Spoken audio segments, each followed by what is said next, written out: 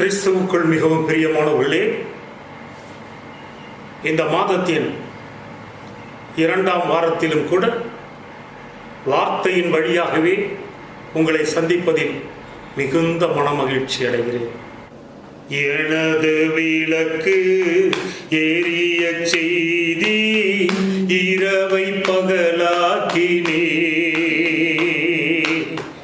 எனது விளக்கு எரிய செய்தி இரவை பகலாக்கினே. எரிந்து கொண்டிருப்பே எப்போதும் உமக்காய், என் ஜீவன் பிரியும் வரை. எரிந்து கொண்டிருப்பே எப்போதும் உமக்காய், என் ஜீவன் பிரியும் வரை. எரிந்து கொண்டே இருப்பே எப்போதுமே உமக்காய், என் ஜீவன் பிரியும் வரை. எரிந்து கொண்டே இருப்பே. கிறிஸ்துவுக்குள் பிரியமானவர்களே, இந்த நாளிலும் கூட நாம் எடுத்துக்கொண்ட வேத பகுதி 1 சாமுவேலின் புத்தகம் 17வது அதிகாரம் 19வது வசனம். அப்பொழுது சவுலும் அவர்களும் இஸ்ரவேல் எல்லோரும் ஏலா பள்ளத்தாக்கிலே பெலிஸ்தரோடு கூட யுத்தம் பண்ணி கொண்டிருந்தார்கள். அருமையானவர்களே, இங்கே பார்க்கிறோம், பழைய ஏற்பாட்டில் ஒரு மிகப்பெரிய சரித்திரம் வாய்ந்த முக்கியத்துவமான ஒரு சிறப்பு மிக்க யுத்தம் என்றால் அது தாவீதும் கோலியாத்தும் போரிட்டதுதான். அருமையானவர்களே, எக்ரோனிலே ஒரு படையும் பெலிஸ்தியர் படையும், ஏலா பள்ளத்தாக்கிலே இதோ இஸ்ரவேலர்களும் கூடியிருக்கிறார்கள். இரு எதிர் அணியாக போர் செய்து கொண்டிருக்கிறார்கள். போர் நடந்து கொண்டிருக்கும் போதே திடீரென ஒரு நாள் கோலியாத் அங்கே புறப்பட்டு வருகிறான்.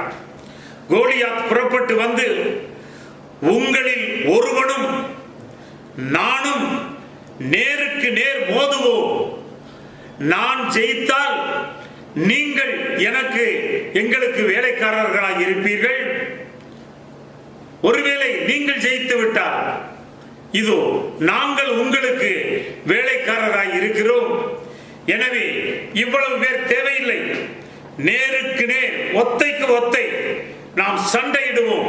என்னோடு சண்டையிடக்கூடியவன் யார்? உங்களில் ஒருவன் எழுந்து வாருங்கள் என்று சொல்லி சவால் விடுகிறான். சவுலும் சரி, இஸ்ரேல் சேனையும் சரி, எல்லோரும் பயந்து கொண்டிருக்கிறார்கள். யாரும் அவனை பார்த்தவுடனே, அவனுடைய உருவத்தை பார்த்தவுடனே, அவன் அணிந்திருக்கிற அணிகலன்களை பார்த்தவுடனே யாரும் அவனோடு கூட நேருக்கு நேர் போட்டியிட யாரும் முடியவில்லை. பயந்து கொண்டிருக்கிறார்கள், சவுலும் கூட. அருமையானவர்களே, இப்படிப்பட்ட வேளையில்தான் தாவீது வருகிறான். திடீரென வருகிறான், எதேச்சையாக வருகிறான். எதேச்சையாக வந்த அவன், இதோ நான் தயார், உன்னோடு கூட நேருக்கு நேராக மோதுவதற்கு நான் தயார் என்று சொல்லி இதோ அங்கே சண்டை போடுகிறார்கள். ஒரே கவனினாலே, கல்லினாலே இதோ கோலியாத்தை அவன் வீழ்த்தி போடுகிறான். அவன் தலையை வாங்குகிறான். அருமையானவர்களே, இஸ்ரவேலுக்கு ஒரு பெரிய வெற்றி உண்டாகி இருக்கிறது பார்க்கிறோம். அருமையானவர்களே, நாமும் கூட பார்த்தீங்கன்னா ஒரு போர்க்களத்துல தான் இருக்கிறோம். நம்முடைய வாழ்க்கை ஒரு போர்க்களத்துல தான் சந்தித்துக் கொண்டே இருக்கிறது. பாருங்க, எதிராளி சத்துரு லூசிபர், அவனுடைய சேனை, வானமண்டலத்தில் உள்ள பொல்லாத சேனை. எபேசியர் 6:12 சொல்லப்பட்டிருக்கிறது அல்லவா? வானமண்டலத்தில் உள்ள பொல்லாத சேனை, இந்த உலகம், இந்த மாமிசம், இந்த பிசாசு என்ற முப்பெரும் எதிரிகளும் இதோ நம்மை எப்போதும் தாக்கிக் கொண்டேதான் இருக்கிறார்கள். நம்முடன் எப்போதும் போரிட்டு கொண்டேதான் தான் இருக்கிறார்கள். நாமும் எனவே ஒரு போர்க்களத்தில் தான் இருக்கிறோம். அருமையானவர்களே, இப்ப பாருங்க, கண்ணுக்கு தெரிந்த போர்களும் உண்டு, இதோ கண்ணுக்கு தெரியாத போர்களும் உண்டு. ஏதேன் தோட்டம் ஒரு போர்க்களம், அது ஒரு சோதனை களம் என்பது ஆதாமும் அறியவில்லை, ஏவாளும் அறியவில்லை. கடைசியிலே சர்ப்பத்தின் வழியாக பிசாசு உள்ளே நுழைந்து இதோ அவர்களை வென்று விட்டான், ஜெயித்து விட்டான், துரத்தப்பட்டார்கள் என்று பார்க்கிறோம். அருமையானவர்களே, அதே போல இது கண்ணுக்கு தெரியாத சத்துரு. அருமையானவர்களே, அதே போல இதோ நம்முடைய உடம்பை எடுத்துக்கொண்டாலும் கூட இன்று கொரோனா வைரஸ் தாக்கி கொண்டிருக்கிறது என்று பார்க்கிறோம். கொரோனா வைரஸுக்கு பயந்து எல்லோரும் ஓடிக்கொண்டிருக்கிறார்கள் என்று பார்க்கிறோம்.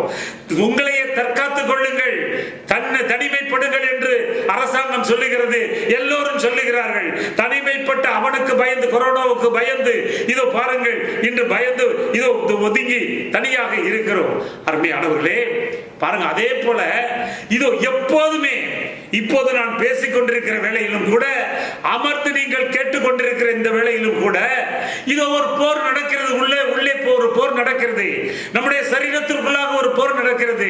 அருமையானவர்களே, நோய் கிருமிகள், நோய்களை பரப்புகிற நோய் கிருமிகள் எப்படியாகிலும் நம்முடைய சரீரத்துக்குள் உள்ளே புகுந்து விட வேண்டும் என்று முயற்சித்து புகுந்தும் விடுகிறது. நம்முடைய இரத்த மண்டலத்திலே, இரத்தத்திலே பார்த்தீர்கள் என்றால் அங்கே ஆர்பிசி என்று சொல்லக்கூடிய இது சிவப்பு அணுக்கள் இருக்கிறது, WBC என்று சொல்லக்கூடிய வெள்ளை அணுக்கள் இருக்கிறது, மற்றும் உறைய வைக்கக்கூடிய பிளாஸ்மா இருக்கிறது, மினரல்ஸ் இருக்கிறது, இது ஃபைபர்ஸ் இருக்கிறது. அருமையானவர்களே, இது இந்த WBC-னுடைய இந்த வெள்ளை அணுக்களுடைய வேலை என்னவென்றால் வாரியர், அவர்கள் எல்லாம் யுத்த வீரர்கள். அருமையானவர்களே, நோய் கிருமிகள் வந்துவிட்டால் நோய் கிருமிகளோடு நம்முடைய வெள்ளை அணுக்கள் சண்டையிடுகின்றன, போரிடுகின்றன. அருமையானவர்களே, இதோ சண்டையிலே வெள்ளை அணுக்கள் ஜெயித்து விட்டால் இதோ நோய் ஓடி விடுகிறது, நம்மை விட்டு விலகி போய் விடுகிறது. ஒருவேளை இதோ நோய் கிருமிகள் ஜெயித்து வெள்ளை அணுக்கள் தோற்றுவிட்டால் நோய் நம்மை பற்றிக் கொள்ளுகிறது. அருமையானவர்களே, இந்த யுத்தம் எப்போதும் நடந்து கொண்டிருக்கிறது. நம்முடைய சரீரத்திலே இந்த யுத்தம் நடந்து கொண்டே இருக்கிறது. கண்ணுக்கு தெரியாதவைகள் இவைகள் எல்லாம். அருமையானவர்களே, அதே போல வேதத்திலே பார்க்கிறோம். இதோ 1 சாமுவேலின் புத்தகம் 28வது அதிகாரத்துல கில்போவா என்ற இடத்திலே சவுலும் இஸ்ரவேல் ஜனமும் அவர்களுக்கு எதிராக பெலிஸ்தியர்களும், அங்கே ஒரு பெரிய யுத்தம் நடக்கிறது. அங்கே ஒரு பெரிய போர்க்களமாக இருக்கிறது. அருமையானவர்களே, அதே போல ரெவித்தீமிலே இதோ இஸ்ரவேல் ஜனங்களுக்கும் அமலேக்கியர்களுக்கும் இதோ பாருங்கள் ஒரு பெரிய சண்டை நடக்கிறது, போர் நடக்கிறது. அருமையானவர்களே, அந்த போரிலே யுத்த களத்திலே யார் இருக்கிறார் என்றால் யோசுவா தலைமை தாங்கி ஏற்று நடத்துகிறான். வானமண்டலத்தில் உள்ள பொல்லாத சேனைகளுக்கு எதிராக மோசே அங்கே நிற்கிறான். இங்கே ஃபீல்டுல இதோ யோசுவா பார்த்தீர்கள் என்றால் அந்த போர்க்களத்திலே நிற்கிறதை பார்க்கிறோம். இதோ போர்க்களத்திலே தேவனுடைய கிருபையினாலே ஜெயித்தார்கள் என்று பார்க்கின்றோம். அருமையானவர்களே, ஒவ்வொரு தேசமும் சரி, ஒவ்வொரு நாடும் இதோ பாருங்க, இதுக்காக இந்த போருக்காகவே தங்களுடைய அதிகமான செலவுகளை செய்து கொண்டிருக்கிறதை நாம் பார்த்து கொண்டேதான் இருக்கிறோம். அருமையானவர்களே, இதோ பாருங்க, தேவ பிள்ளைகளுக்கு இன்னைக்கு பாத்தீங்கன்னா இஸ்ரவேல் தேசத்துல இன்னமும் யுத்த களமாகத்தான் இருக்கிறது, ஒரு போர்க்களமாகத்தான் இருக்கிறது. அந்த போர்க்களமாகத்தான் இன்றைக்கும் இருந்து கொண்டே இருக்கிறது. எதிரிகள் பயமுறுத்தி கொண்டே இருக்கிறார்கள். இவர்களும் தைரியமாக ஆண்டவருடைய துணையோடு கூட இவர்களும் இருக்கிறதை பார்க்கிறோம். தேவ பிள்ளைகளுக்கு, அதுபோல தேவ பிள்ளைகளுக்கு, ரட்சிக்கப்பட்ட பிள்ளைகளுக்கு எப்பவும் போர்க்களத்தில் தான் நிக்கிறோம்ங்கிற எண்ணம் வேண்டும். அந்த எண்ணம் வேணும், எண்ணத்தோடு நம்ம இருக்க வேண்டும். பிசாசு தேவ பிள்ளைகளுக்கு விரோதமாக போராடுகிறான். துரைத்தனங்களோடும் அதிகாரத்தோடும் வானமண்டல சேனைகளோடும் கூட அவன் ஒருபுறம் இதோ போருக்கு வருகிறான், போர் செய்ய வருகிறான். இதோ நம்முடைய பக்கத்திலே ஆண்டவராகிய இயேசு கிறிஸ்து இருக்கிறார். இதோ தூதர்கள் இருக்கிறார்கள், கேருபீன்கள், சேராபீன்கள், நம்மை உற்சாகப்படுத்த ஜெபித்து உற்சாகப்படுத்த ஊழியர்கள், இவர்கள் எல்லாம் இருக்கிறார்கள். அருமையானவர்களே, சங்கீதம் 144:1 கூட வேதம் சொல்லுகிறது, என் கைகளை போருக்கும் என் விரல்களை யுத்தத்துக்கும் பழக்குவித்த அந்த பழக்குவித்தவர் என்று சொல்லப்பட்டிருக்கிறத பார்க்கிறோம். என்ன பழக்குவிக்கிறார் என்று சொல்லப்பட்டிருக்கிறதை பார்க்கிறோம். அருமையானவர்களே, நம்முடைய போராயுதங்கள் 2 கொரிந்தியர் 10:4 சொல்லப்பட்டிருக்கிறது போல எங்களுடைய போராயுதங்கள் மாம்சத்துக்கேற்றவைகளாய் அல்லாமல் அரண்களை நிர்மூலமாக்குகிற அது தேவ பலனாய் இருக்கிறது என்று சொல்லப்பட்டிருக்கிறதை பார்க்கிறோம். அதே போல நம்முடைய ஆயுதங்கள் அருமையானவர்களே, இதோ கத்திக்கப்பட்டா இல்ல, போர்வாளி இல்ல, வேற எதுவும் இல்ல.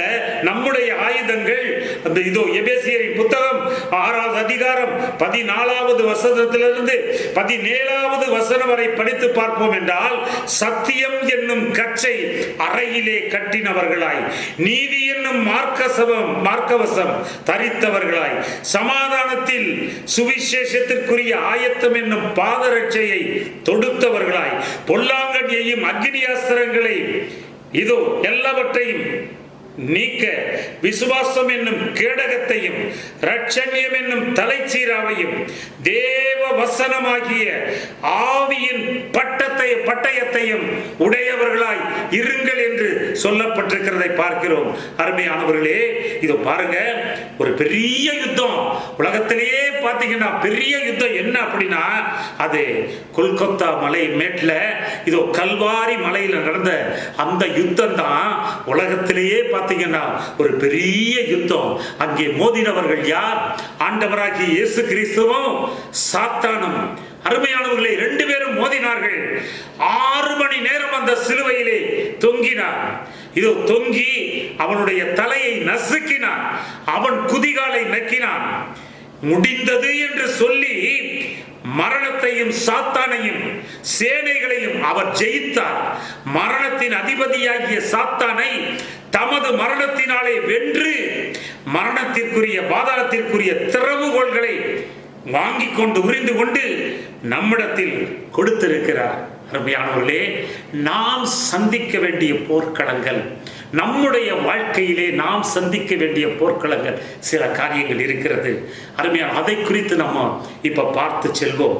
ரோமரின் புத்தகம் 1வது அதிகாரம் 21வது வசனம் சொல்லுகிறது, அவர்கள் தேவனை அறிந்தும் அவரை தேவன் என்று மகிமைப்படுத்தாமலும் சோதரியாமலும் இருந்து தங்கள் சிந்தைகளினாலே வீணரானார்கள், இருதயம் இருள் அடைந்தது என்று பார்க்கிறோம்.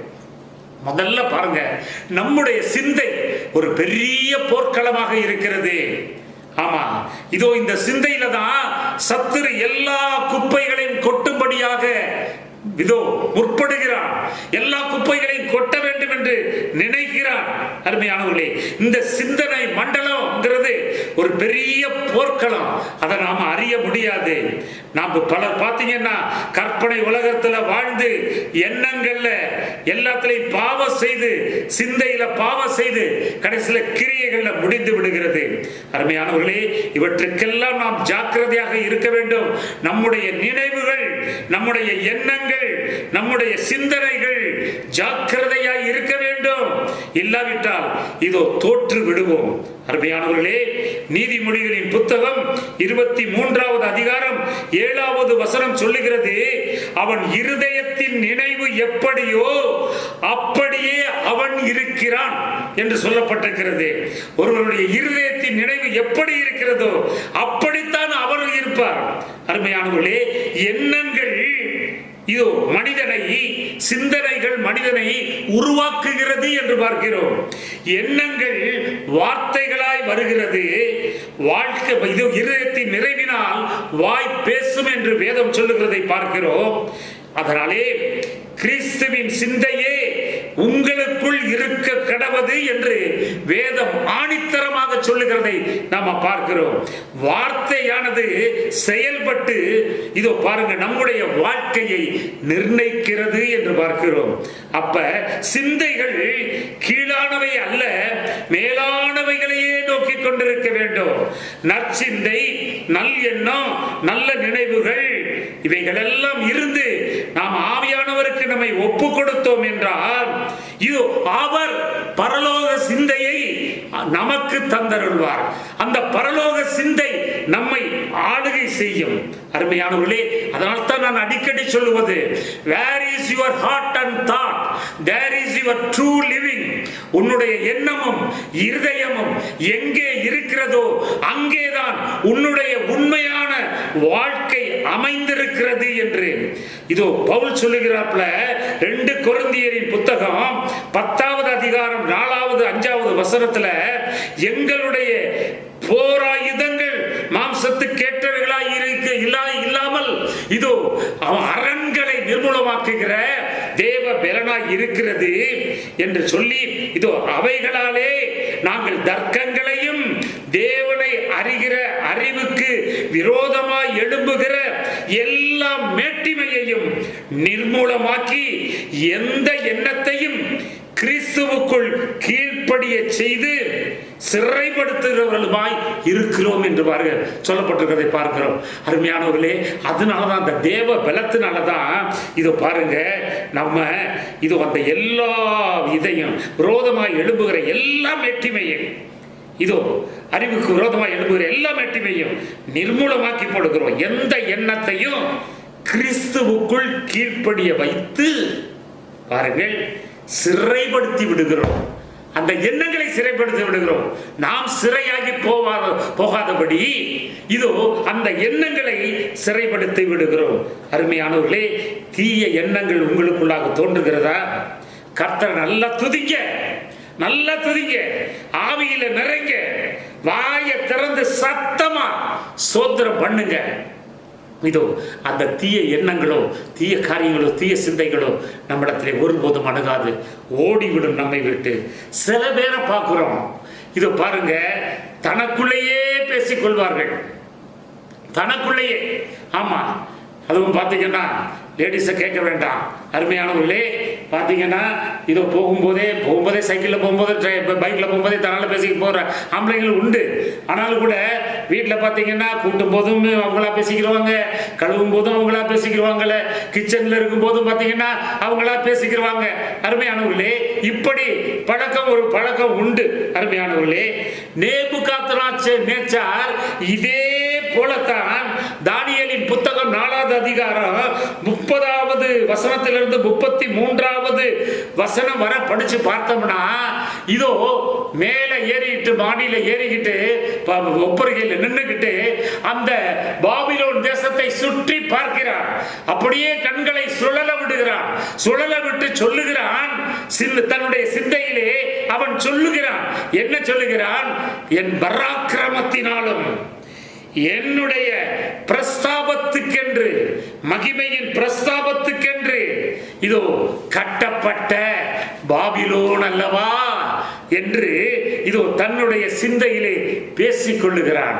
பேசின உடனே இத்தனைக்கும் தானியேல் அவன் கண்ட சொப்பனத்தை விவரிக்கையிலே தங்கமயமாக தலை இருக்கிறது.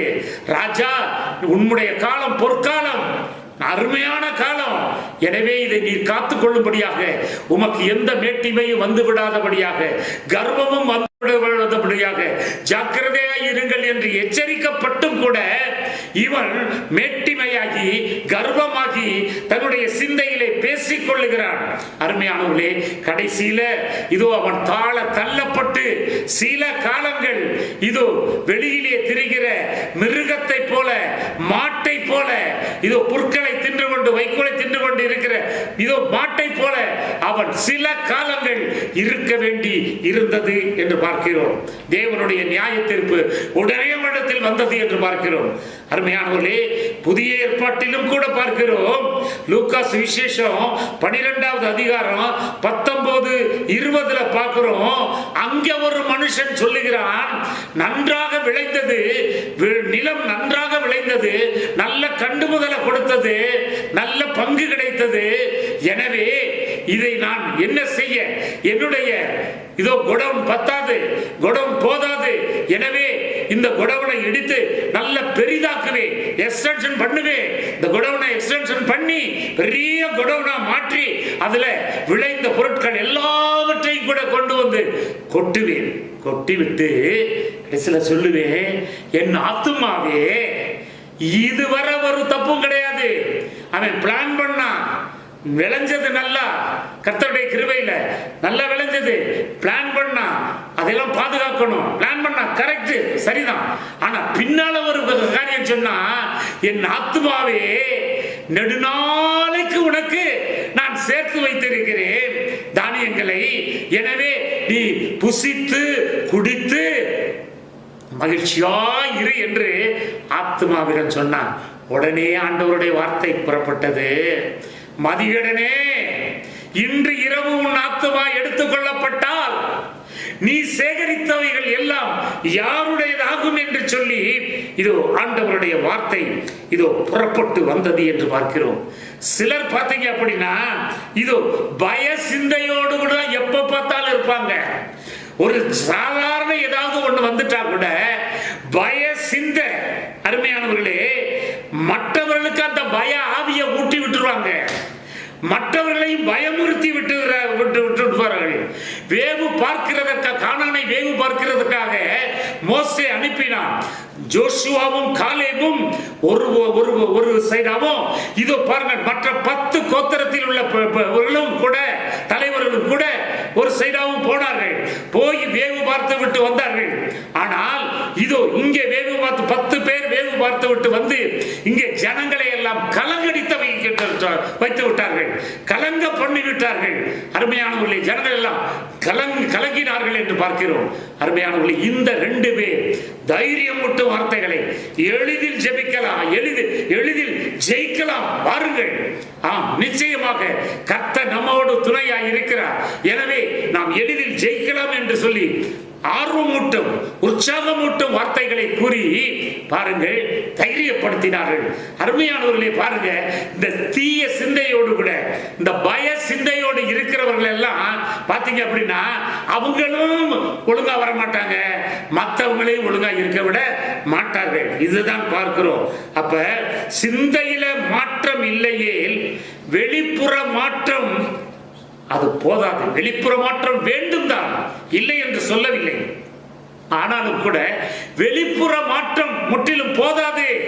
அது ஒரு 30% 40% வேணும்னா வைத்துக் கொள்ளலாம்.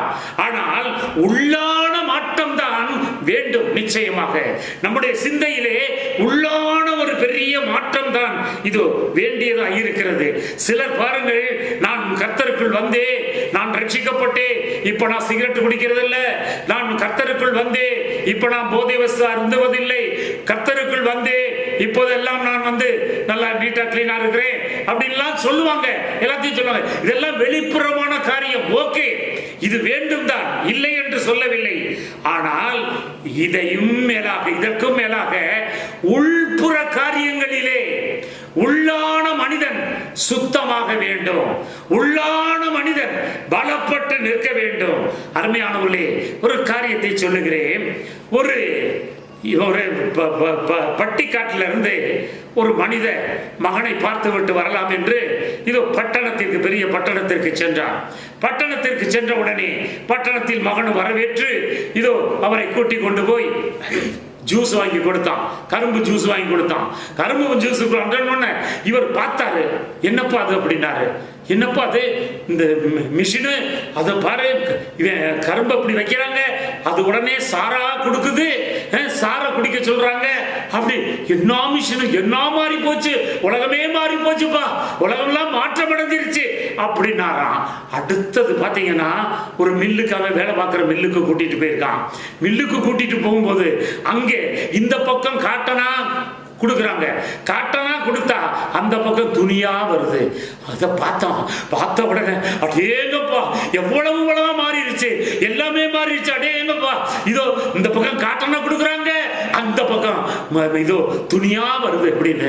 வாஷிங் மிஷினை பார்த்தாரு. வீட்டுக்கு வந்த உடனே வாஷிங் மிஷினை பார்த்த உடனே கழுக்க போட்ட உடனே அது சுத்தமாக்கி கொடுத்தோம்.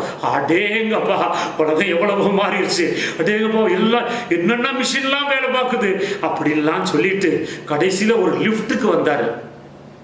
லிப்ட வேடிக்கை பார்த்துக்கிட்டு இருந்தாரு.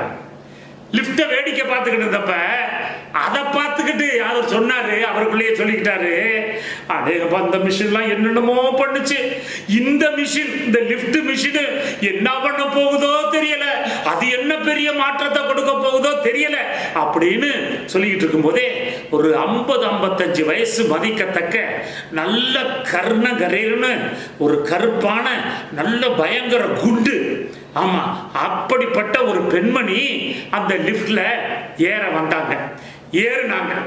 ஏறும்போதே இவர் நினைச்சாரு, இது என்ன மாற்றத்தை கொடுக்க போகிறதோ, இந்த லிப்ட் என்ன மாற்றப்படுதோ என்னன்னு தெரியல அப்படின்னு சொல்லிட்டு இருந்தார். சொல்லிட்டு இருக்கும்போதே சில நிமிடங்கள் கழித்து அங்கிருந்து ஒரு 24-25 வயது மதிக்கத்தக்க ஒரு வாலிப பிள்ளை நல்ல லீனா சிகப்பா நல்ல லீனா வந்து இறங்கினாங்க. அடேங்கப்பா இந்த மிஷின் தான் மாற்றத்துல எல்லாம் பெரிய மாற்றமா கொடுத்திருக்கு. என்ன போனவங்க குண்டா போனாங்க, 55 வயசுல போனாங்க. ஆமா இது பாருங்க இப்ப வர்றது பாத்தீங்கன்னா அந்த 55 வயசு பொம்பளைய இதோ 24 வயசு பொண்ணா சிகப்பா ஒல்லியா மாத்தி கொண்டு வந்துருச்சு. இந்த மிஷின் தான் பெரிய மிஷின். அருமையானவர்களே, இப்படித்தான் புறம்பான காரியங்களையே அநேகர் பார்த்து கொண்டிருக்கிறார்கள். அருமையானவர்களே, புறம்பான சில காரியங்கள் வேண்டாம் என்று சொல்லவில்லை, ஆனால் முதலில் உள்ளான மாற்றம் என்று வேண்டும், உள்ளான மனமாற்ற வேண்டும். அதுக்கு முதலாவது சிந்தையிலே மனமாற்ற வேண்டும். சிந்தை மனமாற்றம் இருந்தால், நல்ல மாற்றம் இருந்தால் வாழ்க்கை நல்ல மாற்றமாக இருக்கும்.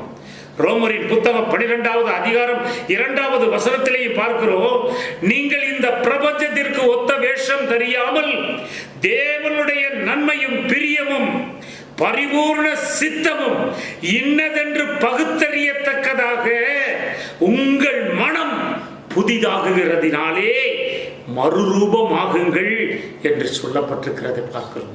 மாணவர்களே, கிணற்றின் மேல 1000 பறவைகள் பறக்கலாம், அதை யாரும் தடை செய்ய முடியாது.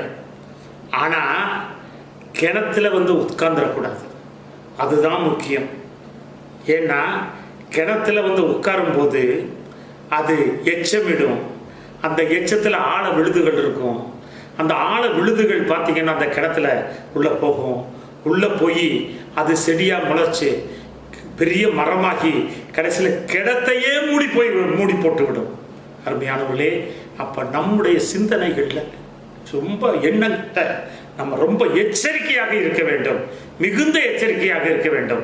நம்ம தலைக்கு மேல 1000 பறவைகள் பறக்கணும், வேண்டாம்னு சொல்ல முடியாது, நம்ம தடுக்க முடியாது. ஆனா நம்ம தலையில கூடு கட்டாம பார்த்துக்கிடுவோம், அது ரொம்ப முக்கியமான காரியம். நம்ம தலையிலேயே கூடு கட்டுச்சுன்னா அவ்வளவுதான், நம்ம வீணா போயிடுவோம். அருமையானவர்களே, எனவே சிந்தையை பாதுகாத்துக் கொள்வோம்.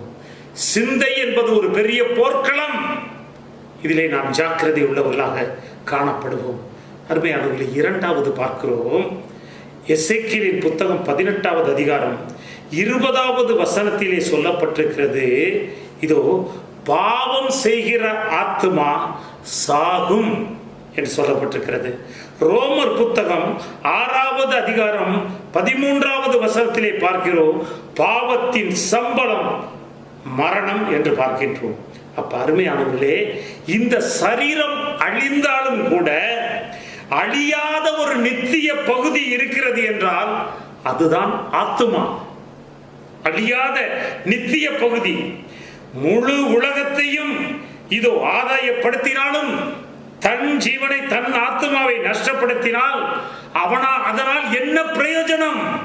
அதற்கு ஈடாக எண்ணத்தை கொடுக்க முடியும் என்று வேதத்திலே பார்க்கின்றோம். அருமையானவர்களே, அப்ப ஆத்மாவை தேவன் நேசிக்கிறார். நம்முடைய ஆத்மாவை தேவன் நேசிக்கிறார். நம்முடைய ஆத்மாவிலே அவர் தங்க விரும்புகிறார். அதனாலதான் 1 கொரிந்தியர் 3வது அதிகாரம் 16வது வசனத்திலே பார்க்கிறோம். இது தேவனுடைய ஆலயம் என்று பார்க்கிறோம். அவருடைய வாசஸ்தலம், அவருடைய ஜெப வீடு, அவருடைய மகா பரிசுத்த ஸ்தலம். 1 பேதுரு 4வது அதிகாரம் 14வது வசனத்திலே மகிமையின் ஆவியானவர் நமக்குள்ளதாக தங்கி இருக்கிறார் என்று பார்க்கிறோம். கொலோசையரின் புத்தகம் 1வது அதிகாரம் 27வது வசனம், கிறிஸ்து மகிமையும் நம்பிக்கையாக நமக்குள்ளே, நம்மிலே அவர் வாசம் செய்கிறார் என்று பார்க்கிறோம். அப்ப நம்மில் வாசம் பண்ண முடியாதபடி இதோ பாருங்க, அனுபவி ராஜா அனுபவி என்று அநேக சிற்றின்ப காரியங்களையும் பாவ இச்சைகளையும் இதோ சத்துருவானவன் காட்டுகிறான். ஏனெனில் தேவ ஆவியானவர் நமக்குள்ளாக வாசம் பண்ணக்கூடாது என்று நினைக்கிறார். அருமையானவர்களே, அப்ப பாருங்க, தேவனுடைய தொடர்பை இதோ முறிக்க பார்க்கிறான். பீலேயாம் என்ற தீர்க்கதரிசி தந்திரமாய் ஒரு காரியத்தை செய்தான். இதோ இஸ்ரவேலை அசைக்க முடியாது. இஸ்ரவேலை தேவன் ஆசீர்வதிக்கிறார்.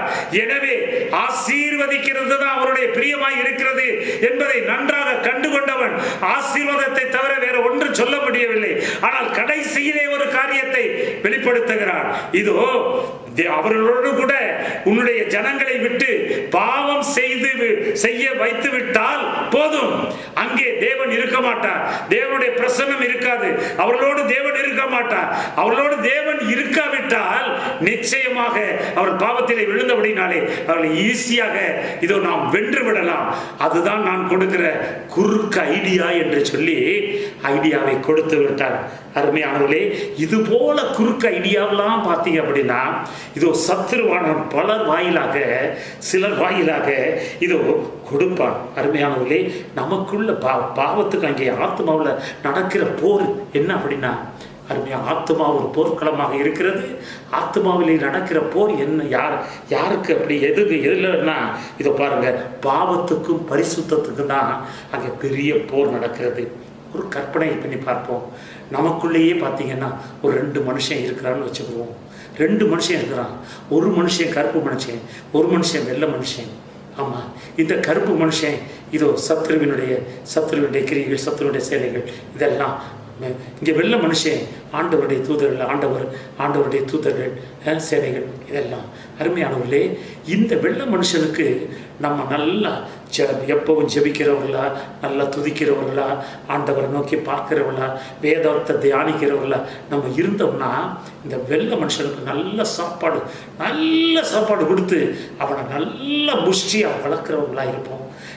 இவனுக்கு ஒன்றுமே கொடுக்காம இருந்தால் இந்த கருப்பு மனுஷனுக்கு அவன் பாருங்க நோஞ்சானா போயிடுவான். அப்போ ஒரு தட்டு தட்டுனா அந்த வெள்ளை மனுஷன் ஒரு தட்டு தட்டுனா இது அவன் விழுந்து போயிடுவான். அதுக்கு பதிலாக இதோ இந்த கருப்பு மனுஷனுக்கு நம்ம பாவ சிந்தைகள், சிற்றின்பங்கள் இவைகளின் மூலமாக நல்ல போஷாக்கு கொடுத்தோம்னு வச்சுக்கோங்களேன், இவன் வளர்ந்து வெள்ளை மனுஷன் நோயாளியாகி இதை பாருங்க அவன் விழுந்து போய்விடுவான். அப்போ அருமையானவர்களே, ஒரு போர் நடக்கிறது. நம்முடைய ஆத்மா ஒரு போர்க்களமாக இருக்கிறது. போராட்ட களத்தில் இருக்கிறோம்.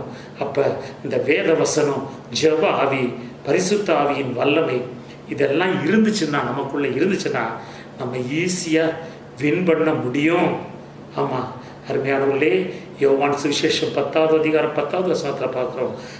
திருடவும் கொல்லவும் அழிக்கவுமே என்று வேறொன்றுக்கு வரான், ஆனால் நானோ என் நாடுகளுக்கு ஜீவனை கொடுக்கவும் அது பரிபூர்ணப்படவுமே நான் வந்தேன் என்று ஆண்டவர் சொல்லுகிறதை பார்க்கிறோம். ஆமாம், இதோ பாருங்க, பாவத்தின் சம்பளம் மரணம்.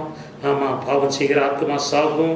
1 யோவான் 1வது அதிகாரம் 9, 7 இந்த வசனங்களை படித்து பார்த்தால் தெரியும். அருமையானவர்களே, இயேசு கிறிஸ்துவின் இரத்தம் சகல பாவங்களையும் நீக்கி நம்மை சுத்திகரிக்கிறது. நம்முடைய பாவங்களை நாம் அறிக்கையிட்டால் அந்த பாவங்களை எல்லாவற்றையும் தேவன் மன்னித்து எல்லா அநியாயத்தையும் நீக்கி நம்மை சுத்திகரிக்கவும் இதோ உண்மை உள்ளவராக நீதி உள்ளவராக அவர் இருக்கிறார் என்று பார்க்கிறோம். அருமையானவர்களே, அதனாலே நம்முடைய ஆத்மாவை நாம் காத்துக்கொள்கிறவர்களாக காணப்படுவோம். மூன்றாவது ஒரு போர்க்களம் இருக்கிறது அருமையானவர்களே, என்னவென்றால் நம்முடைய குடும்பம், சொந்த குடும்பம். ஆமாம், யோசுவாவின் புத்தகம் 24வது அதிகாரம் 15வது வசனத்திலே பார்க்கிறோம், நானும் என் வீட்டாரும் என்றால் கர்த்தரையே சேவிப்போம் என்று பார்க்கிறோம். 127வது சங்கீதம் 1வது வசனத்தில் கர்த்தரே வீட்டை கட்டாராகில், குடும்பத்தை கட்டாராகில், மனிதனுடைய முயற்சிகளெல்லாம் விருதா என்று பார்க்கிறோம். இதோ ஏசாயா 8:18 கூட நம்ம பார்க்கிறோம், இதோ நானும் கர்த்தர் எனக்கு கொடுத்த பிள்ளைகளுமோ என்றால், இதோ சீயோனிலே வாசமாய் இருக்கிற சேனைகளின் கர்த்தராலே இதோ பாருங்க, நம்ம அற்புதங்களாக எருசலேமிலே அற்புதங்களாக அடையாளங்களாக இருக்கிறோம். இன்னைக்கு பிள்ளைங்களும் சரி, குடும்பமும் சரி, அருமையானவர்களே, அற்புதமாக இருக்கிறதா, அடையாளங்களாக இருக்கிறதா, ஒரு மனப்பாடு இருக்கிறதா அருமையானவர்களே? இதோ பாருங்க, எல்லா இதுலேயும் பார்த்தீங்க அப்படின்னா, எல்லா விஷயங்களையும் பார்த்தீங்கன்னா மாறுபட்டு ஒவ்வொருவரும் நினைக்கிறார்கள். புருஷனுக்கும் மனைவிக்கும் பார்த்தீங்கன்னா வெவ்வேறான ஒரு கோட்பாடுகள், வெவ்வேறான காரியங்கள், ஒரு மனம் இல்லாத காரியம். அருமையானவர்களே, மற்ற விஷயங்களில் ஒரு மனப்பாடாக இருக்கிறாங்களோ இல்லையோ, வேதத்தில் ஒருத்தரை பார்க்குறோம். ஆமாம், அனனியா சப்பிரா 2 பேரும் இந்த பொய் சொல்கிறதுல பார்த்தீங்க அப்படின்னா, ஆமாம் இவ்வளவுக்கு தான் விற்றோம், இவ்வளவுக்கு தான் விற்றோம், அப்படியே கொண்டு வந்து கொடுத்துருக்குறோம்னு சொல்லி அனனியாவும் சொன்னாப்புல. அனனியா சொன்னு செத்து போயிட்டாப்புல. இப்போ பாடி போய்கிட்டு இருக்கு. அது தெரியாம சப்பிரால் வருகிறாள். சப்பிராலும் ஒருமனப்பட்டு, இதில் ஒருமனப்பட்டு இவ்வளவுக்கு தான் வித்தோம், அப்படியே கொண்டு வந்து கொடுத்திருக்கிறோம் என்றார்கள். இப்படித்தான் அநேக குடும்பங்களில் பார்த்தீங்கன்னா கணவன் மனைவி சரி, இப்படிப்பட்ட காரியங்களில், வேண்டாத காரியங்களில் ஒருமனப்பாடு ரொம்ப நல்லாவே இருக்கு. ஆனால் தகுந்த காரியங்களில் பார்த்தீங்கன்னா ஒருமனப்பாடு கிடையாது, ஒன்றும் கிடையாது. பிள்ளைகளும் பார்த்தீங்க அப்படின்னா பிள்ளைகளை வளர்க்க வேண்டிய முறையில் வளர்க்காதபடியாக ஏலி தன் பிள்ளைகளை வளர்க்க வேண்டிய விதத்தில் வளர்க்கல. அதனாலதான் தேவனுடைய பெட்டி பிடிபட்டது என்று பார்க்கிறோம். அருமையானவர்களே, பாருங்க, ஏலியின் மக்களை போல பாருங்க, இன்று அநேக குடும்பங்கள்ல இவர்கள் என்னமோ பக்தியா இருக்கிறது போல இருக்கிறார்கள். ஆனால் பிள்ளைகளை சரிவர வளர்க்காதபடியாக அநேகர் காணப்படுகிறதை பார்க்கிறோம். இதோ பாருங்க, பிரசங்கின் புத்தகம் 4வது அதிகாரம் 12வது வசனத்தில் பார்க்கிறோம், ஒருவன் 1000 பேரையும் 2 பேர் சேர்ந்தால் 10,000 பேரையும் துரத்துவார்கள் என்று பார்க்கிறோம். கணவனும் மனைவி இணைந்து ஒருமனப்பட்டு இதோ செயல்பட்டால், கர்த்தருக்காக செயல்பட்டால், வைராக்கியமாய் செயல்பட்டால், அருமையானவர்களே, இதோ 10,000 பேரை துரத்த முடியும். அருமையானவர்களே, வைராக்கியம், கசப்பு இது எல்லாம் ஃபேமிலிக்குள்ள இருக்கக்கூடாது, குடும்பங்களுக்குள்ள இருக்கக்கூடாது. அருமையானவர்களே, தேவ பிரசன்னத்துக்கு மட்டுமே குடும்பத்துல முக்கியத்துவம் கொடுக்க வேண்டும். ஆமா, தேவன் சில வீடுகளில் பிரவேசித்தார் என்று பார்க்கிறோம். இதோ லூக்கா சுவிசேஷம் 19வது அதிகாரத்தில் நம்ம பார்க்கிறோம், அங்கே சக்கேயுவின் வீட்டிலே பிரவேசித்தார், அந்த வீட்டிற்கு ரட்சிப்பு உண்டாயிருந்தது என்று பார்க்கிறோம். யவீருவின் வீட்டிலே நுழைந்தார். அருமையானவர்களே, அங்கே மரித்தவள் இதோ உயிரோடு எழுந்தாள் என்று பார்க்கின்றோம். பேதுருவின் மாமியார் வீட்டுக்குள்ள நுழைந்தார். அருமையானவர்களே, உடனே சுகம் உண்டாயிற்று என்று பார்க்கிறோம். லாசரு வீட்டிற்கு போனார். இதோ மரித்தவன் பின்னாலே உயிரோடு எழுந்தான் என்று பார்க்கின்றோம். இதோ ஆண்டவர் சொல்லுகிறார், வாசற்படியிலிருந்து கதவை தட்டி கொண்டே இருக்கிறேன் என்று சொல்லுகிறார். திறந்தால் உள்ளே வந்து அவர்களோடு நான் போஜனம் பண்ணுவேன், ஐக்கியம் கொள்ளுவேன் என்று சொல்லுகிறார். அடுத்ததாக 4வது காரியமாக பார்க்கிறோம். அருமையானவர்களே, நாம் ஆராதிக்கிற சபை. அருமையானவர்களே, சபையும் ஒரு போர்க்களம் தான். அருமையானவர்களே, சபைங்கிறது எதுக்கு? ஆராதித்து மகிமைப்படுத்தி போற்றி புகழ்ந்து தேவனை கனப்படுத்தி ஆவியோடும் உண்மையோடும் அவர் ஆராதிக்க தொழுது கொள்ளத்தான் சபை. அருமையான கட்டடத்துக்கு பேர் சபை இல்லை. அருமையானவர்களே, இப்படிப்பட்ட விசுவாசிகள் கூட்டம் தான் சபை என்று சொல்லப்பட்டிருக்கிறத பார்க்கிறோம். சங்கீதம் 133:1 பார்க்கிறோம், இதோ சகோதரர்கள் ஒருமித்து வாசம் பண்ணுவது எவ்வளவு நன்மையும் இன்பமாய் இருக்கிறது என்று சொல்லப்பட்டிருக்கிறத பார்க்கிறோம். அப்போஸ்தலர் நடவடிக்கை 2வது அதிகாரம் 47வது வசனத்துல இதோ பாருங்க, பார்க்கிறோம். தேவனை துதித்து ஜனங்கள் எல்லாரிலும் கூட இதோ தயவு பெற்றிருந்தார்கள் அப்போஸ்தலர்கள் என்று பார்க்கின்றோம். அப்ப ரட்சிக்கப்படுகிறவர்களை அனுதினமும் கூட இதோ சபையிலே சேர்த்து கொண்டு வந்தார் என்று பார்க்கிறோம். இப்படி நடக்கிற காரியம் சத்துருவால பொறுக்க முடியல, அந்த தாங்க முடியல. ஜனம் கூட்டமா போறாங்களே, அங்கே போறாங்களேன்னு சொல்லி பார்த்தீங்க அப்படின்னா 2 மணி நேரம் 3 மணி நேரம் இருந்து இதோ அவங்க ஆராதிக்கிறாங்களே, அவங்க ஜெபிக்கிறாங்களே, 3 நாள் ஃபாஸ்டிங் இருக்கிறாங்களே, ஃபாஸ்டிங்லாம் ஜெபிக்கிறாங்களே, இப்படிலாம் ஒன்று விடுறாங்களேன்னு சத்துருவினால தாங்க முடியல. அதனாலதான் சபையை எப்படியாவது போர்க்களமாக்கி விட வேண்டும் என்று சொல்லி திட்டமிட்டு போர்க்களமாக்குகிறான் என்று பார்க்கிறோம். இன்றும் கூட பார்த்தீங்கன்னா பல இடங்கள்ல சாத்தான் சபை என்றே சொல்லி நிறுவப்பட்டிருக்கிறத பார்க்கிறோம். இந்த சாத்தான் சபையினுடைய நோக்கம் எல்லாம் பார்த்தீங்க அப்படின்னா இதோ பாருங்க, விசுவாசிகளை எல்லாம் குளறுபடியாக்கணும், இதோ ஊழியக்காரர்களை எல்லாரையும் கூட இதோ மறிக்க பண்ணணும் என்று, தனக்கு சொந்தமாக இந்த உலகம் வர வேண்டும் என்று அவன் விரும்புகிறான். சபைகளிலே ஆதி அன்பு இன்றை பார்க்க முடியவில்லை. கர்த்தர் உலகத்துல சபையை கொண்டு வந்து வச்சாரு, ஆனா இன்றைக்கு சபைக்குள்ள உலகம் வந்துருச்சு. அருமையானவர்களே, அதனால தான் மாறுபாடான காரியங்கள், மாறுபாடான உபதேசங்கள், மாறுபாடான எண்ணங்கள், இவைகள் எல்லாம் கொண்டு இதோ அப்படி வருகிறார்கள் என்று பார்க்கிறோம். சபைக்குள்ள உலகம் வந்துருச்சு. அருமையானவர்களே, கப்பல் இதோ தண்ணீர்ல தான் இருக்கணும், ஆனா தண்ணீர் மேலே தான் இருக்கணும், ஆனால் கப்பலுக்குள்ள தண்ணீர் வந்துடக்கூடாது.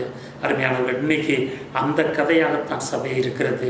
இது சீர்திருத்தப்படுத்தப்பட வேண்டும். அருமையானவர்களே, சபை ஒரு போர்க்களமாக நாம் ஜெபிப்போம், ஊக்கத்தோடு ஜெபிப்போம், ஆண்டவரை பார்த்து கேட்போம், ஆண்டவரே என் சபைக்காக ஜெபிக்கிறேன் என்று சொல்லி ஜெபிக்கிறவர்களாக, ஆவியிலும் உண்மையிலும் ஜெபிக்கிறவர்களாக காணப்படுவோம். கடைசியாக பார்க்கிறோம் அருமையானவர்களே, வெளிப்படுத்தின விசேஷம் 12வது அதிகாரம் 7வது வசனத்துல நம்ம பார்க்கிறோம். இதோ பரத்துல பார்த்தீங்க அப்படின்னா ஒரு பெரிய சண்டை நடக்குது. என்ன அப்படின்னா, வானத்திலே யுத்தம் உண்டாயிற்று, மிகாவேலும் அவனை சேர்ந்த தூதர்களும் வலு சர்ப்பத்தோட யுத்தம் பண்ணினார்கள். வலு சர்ப்பமும் அதை சேர்ந்த தூதரும் யுத்தம் பண்ணியும் அவர்கள் ஜெயம் கொள்ளவில்லை என்று பார்க்கிறோம். வானமண்டலத்தில் இப்பவும் கூட பார்த்தீங்க அப்படின்னா இதோ ஒரு பெரிய யுத்தம் நடந்து கொண்டிருக்கிறது என்று பார்க்கிறோம்.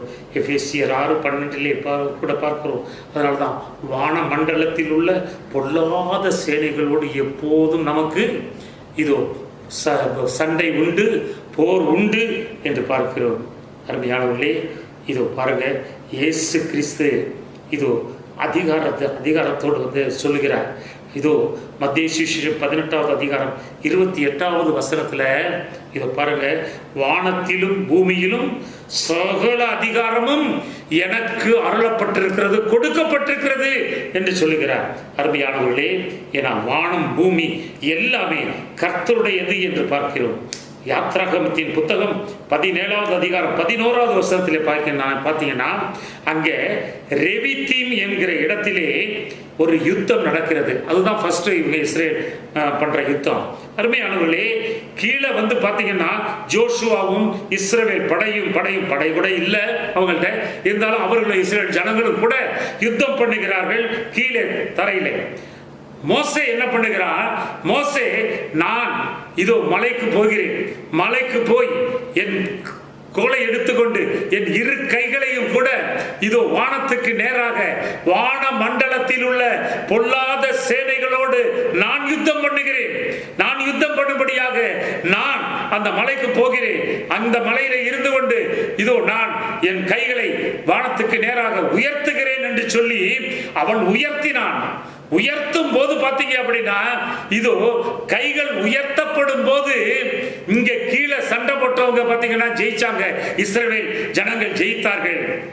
கைகள் அசந்து போய் கீழே கொஞ்சம் வரும்போது பார்த்தீர்கள் என்றால் இதோ அமலேக்கியர் ஜெயித்தார்கள் என்று பார்க்கிறோம். இப்படி மாறி மாறி வந்து கொண்டிருந்தவனே ஆரோனும் ஊரும் பார்த்தார்கள், நாம் இந்த கைகளை தாங்குவோம் என்று சொல்லி இதோ இருவரும் கூட இரு கைகளையும் தூக்கி பிடித்துக் கொண்டு அவர்களும் இதோ நின்றார்கள். கை உயர்த்தப்பட்டு கொண்டே இருந்தது. கை உயர்த்தப்பட்டு கொண்டே இருந்த காரணத்தினாலே இஸ்ரவேலர் இதோ வெற்றி பெற்றார்கள், ஜெயம் பெற்றார்கள் என்று பார்க்கின்றோம். அருமையானவர்களே, வசனமாகிய ஆவியின் பட்டயத்தோடு வாக்குத்தத்தங்களோடு நம்ம ஜெபிப்போம். உள்ளத்தை, நம்முடைய உள்ளத்தை, கைகளை உயர்த்துவோம், அவரை நோக்கி உயர்த்துவோம். என்னாகமத்தின் புத்தகம் இதோ பாருங்க, 23:23 சொல்லப்பட்டிருக்கிறது. யாக்கோபுக்கு விரோதமான மந்திரவாதம் இல்லை, இஸ்ரவேலுக்கு விரோதமான குறி சொல்லுதலும் இல்லை என்று பார்க்கிறோம். உலகத்தில் உள்ளவனிலும் நமக்குள் இருக்கிறவர் அவர் பெரியவர் என்று பார்க்கிறோம். 1 கொரிந்தியர் 15:57 பார்க்கிறோம். நம்முடைய கர்த்தராகிய இயேசு கிறிஸ்துவினாலே நமக்கு ஜெயம் கொடுக்கிற தேவனுக்கு ஸ்தோத்திரம் என்று பார்க்கிறோம். அப்ப நாம இந்த யுத்தங்களை செய்வோம், இந்த போர்களை செய்வோம். போர்க்களத்தில் தான் நிற்கிறோங்கிற எண்ணம் நமக்குள்ளாக வேணும். போர்க்களத்தில் தான் நம்ம கடந்து கொண்டு போய்கொண்டிருக்கிறோம் என்று, நம்முடைய வாழ்க்கை கடந்து கொண்டு போய்கிறது என்ற எண்ணம் வேண்டும். எனவே நாம் இந்த போர்க்களத்தில் நிற்கிறவர்கள், தைரியமாக நமக்கு சப்போர்ட்டாக இருக்கிற ஆவியானவர் இருக்கிறார், இயேசு கிறிஸ்து இருக்கிறார். இது பாருங்கள், தூதர்கள் இருக்கிறார்கள், கேருபீன்கள் சேராபீன்கள் இருக்கிறார்கள், நமக்கு துணையாக ஜெபிக்கிறவர்கள் அநேகர் இருக்கிறார்கள். அருமையானவர்களே, எனவே இந்த யுத்தங்களிலே வருகிற யுத்தங்களிலே குடும்பத்துக்காகவும் சரி, இதோ நம்முடைய ஆத்மாவுக்காகவும் சரி, நம்முடைய சிந்தைக்காகவும் சரி, அருமையானவர்களே, இதோ சபைக்காகவும் சரி, அருமையானவர்களே, நம்ம ஜெபிப்போம், ஜெயிப்போம், ஜெயத்தை பெறுவோம். இதோ நமக்கு கர்த்தர் இதோ ஜெயத்தை கொடுத்து நடத்த அவர் சர்வ வல்லவராய் இருக்கிறார், போதுமானவராய் இருக்கிறார். அன்பின் பரிசுத்த பிதாவே, இந்த நல்ல வேலைக்காக உமக்கு நன்றி செலுத்துகிறோம் ஆண்டவரே. நன்றியோடு சோதரிக்கிறோம் அப்பா. ஹல்லேலூயா. இதோ நாங்கள் ஒரு போர்க்களத்தில் நிற்கிறோம் தகப்பனே. சோதரம் ஆண்டவரே, எங்களை சுற்றிலும் ஆண்டவரே போர்க்களங்கள் இருக்கிறதப்பா, நாங்கள் அறிகிறோம் ஆண்டவரே. கண்ணுக்கு தெரிந்த போர்க்களங்களும் உண்டு, கண்ணுக்கு தெரியாத போர்க்களங்களும் உண்டு என்ற ஆண்டவரே நாங்கள் அறிந்திருக்கிறோம் தகப்பனே. இந்த வேளையிலும் கூட தகப்பனே, இதோ கண்ணுக்கு தெரிந்த போர்க்களமாக இருந்தாலும் சரி, கண்ணுக்கு தெரியாத போர்க்களமாக இருந்தாலும் சரி ராஜா, அந்த போர்க்களத்திலே ஆண்டவரே சுதரிக்கிறோம் அப்பா. நாங்கள் உம்முடைய தயவினாலே, உம்முடைய உதவியினாலே தகப்பனே சோதரம் ஆண்டவரே, நாங்கள் ஜெயம் பெற்றவர்களாய் வரத்தக்கதாக ராஜா நாங்கள் எப்போதும் ஆண்டவரே சுதரிக்கிறோம் அப்பா. உம்மை துதித்து சோதரித்து, உம்மை மகிழ்வித்து ராஜா சோதரம் ஆண்டவரே, உம்மை ஆராதித்து கனப்படுத்தி ராஜா சோதரம் ஆண்டவரே, வேத வசனங்களை படித்து தியானித்து ஆண்டவரே, அதை ஆண்டவரே அறிக்கையிட்டு ராஜா சோதரம் ஆண்டவரே சோதரிக்கிறோம் அப்பா. உம்முடைய துணையோடு கூட நாங்கள் ஜெயம் பெறுகிறவர்களாக தகப்பனே சோதரம் ஆண்டவரே, சத்துரு வீழ்ந்து போகத்தக்கதாக நாங்கள் ஆண்டவரே சத்துருவை வீழ்த்தத்தக்கதாக தகப்பனே சோதரம் ஆண்டவரே, யுத்த களத்திலே நிற்கிற நாங்கள் ஆண்டவரே ஜெயம் பெறும்படியாக ராஜா சோதரம் ஆண்டவரே. ஹல்லேலூயா, ஹல்லேலூயா. ஜெயித்த கர்த்தர், ஜெய கர்த்தர் ஆண்டவரே எங்களுக்கு துணை செய்து ராஜா சோதரம் ஆண்டவரே நடத்தி செல்லுங்க தகப்பனே சோதரம் ஆண்டவரே. நாங்களும் உம்மை போல தகப்பனே சோதரம் ஆண்டவரே ஜெயம் பெற்றவர்களாக திகழ என் தேவனீர் அனுகிரகம் பண்ணுங்க, ஆசீர்வதித்து நடத்துங்க. இயேசுவின் நாமத்தில் நல்ல பிதாவே, ஆமென், ஆமென், ஆமென்.